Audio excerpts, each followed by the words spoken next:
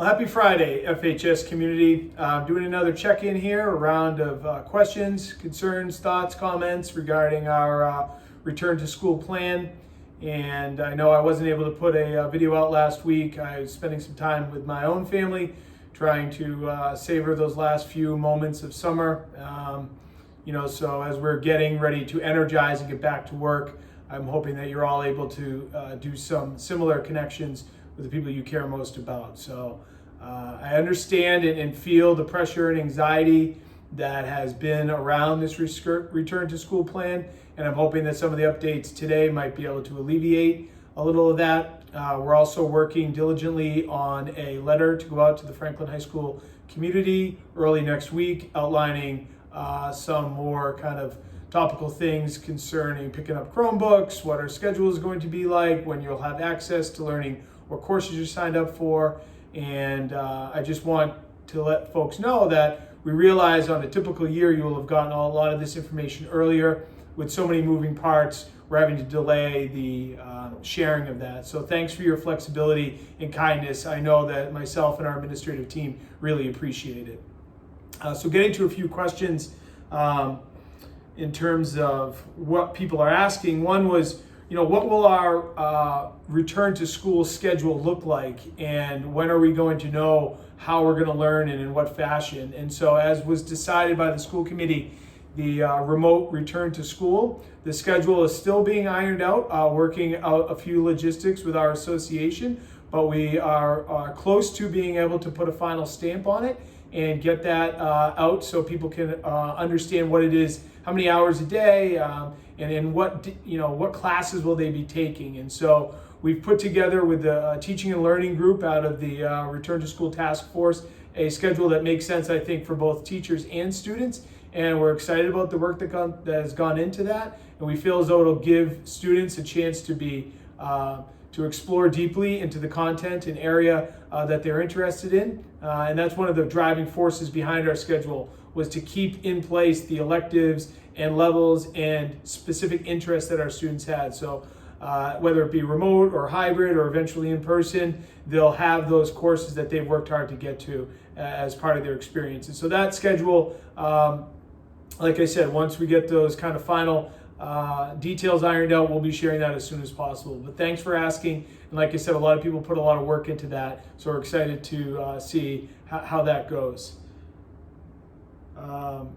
This was a question about where is the school ready to open, and when are we going to be coming back. And so teachers are being welcomed back on 8/31 to begin our 10 days of professional development to jump off on the school year on a right foot. And I just can't help but thank Mrs. Carter and her amazing custodial crew for the work they've done all summer, getting our building set up in a place that's amazingly clean, and also with the 6-foot distance with our desks, and creating a space for every educator so that they could do their work while also being socially distant from their colleagues. I think it goes without saying that their team every year works hard, but I'd say particularly this year with a brand new schedule and all sorts of added responsibilities, we've been really impressed with where they've, how they've created a safe building. And so thanks to that team, and we're ready to welcome back our staff and begin this process of understanding what it's going to take to get more and more people into the building, including students. And so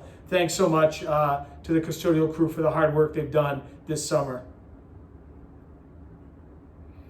There was some interesting news shared this week, and a lot of questions on our athletic department. The MIAA and the Department of Elementary and Secondary Education have worked really hard to try to create some of these opportunities for our student athletes. And although we're still working with the state and with the MIAA, with our central administration, with our school committee, with Mr. Angelo and the athletic department and all of our coaches, we are getting closer to a place where bringing some of these sports back will be a reality. And I've heard within the community, like, hey, how can we have sports but not school? And a couple of important but small differences are, number one, when you're talking about a team, it's far smaller number of individuals than half the school or even a quarter of the school. You're talking under 50 kids within an entire program versus 500 kids or so on, which might be a quarter of the school.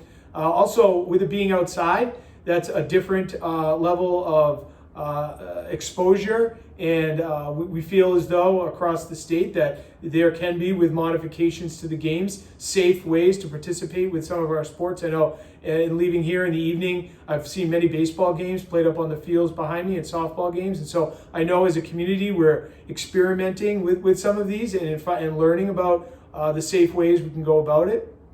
And so I feel as though if we're able to get some of these athletics off the ground, it might be a really nice way to learn a bit more about how to safely interact with each other within larger groups. I will say this though, I know in many instances, I know in field hockey and soccer, there's an expectation that masks will be worn during these contests and practices. And so I know I've seen students and young people out on the fields practicing, exercising, getting together, and I just want to remind them of using the protocols within the games, including wearing masks, so as to keep ourselves as safe as possible. Even though we're trying to, exercise and healthily interact, we also want to make sure we're not forgetting the importance of wearing masks. And so thanks for your help with that. And again, we're excited to see what next steps we're able to take here at Franklin and within the Hockomock League around our interscholastic athletics and activities.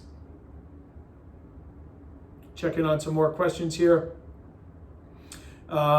This actually brings us to the highlight of the week. I want to give a shout out to Mr. Layton and the Franklin High School government team. I'll be showing a picture of a Zoom call we were on earlier this week. We got together to talk about specifically how to welcome our 8th, soon to be 9th grade friends into the building. We know that the high school experience is something that isn't happening in its traditional fashion, but we still know and understand the importance of creating that community connection. And so I just couldn't be more excited than the efforts of our government leaders and their enthusiasm, their willingness to create videos and create advisory groups and really make some of those connections so that when we do get back to the building, there'll be some smiling faces sharing with each other, saying hello and welcome and welcome to be a Panther. And so I guess all this is saying thanks for your patience. We are working hard to create a plan to get us back to school as soon as possible. We're honoring the curriculum, the expertise of our teachers, knowing that that's a really important part of any learning that's going on in a school. And we're also being creative and thinking outside the box of different small ways that we can bring students back together here at Franklin High School in a manner that's safe and responsible. And so with that, I wish you all a very peaceful weekend, and thanks for your support during these most challenging times. Thank you.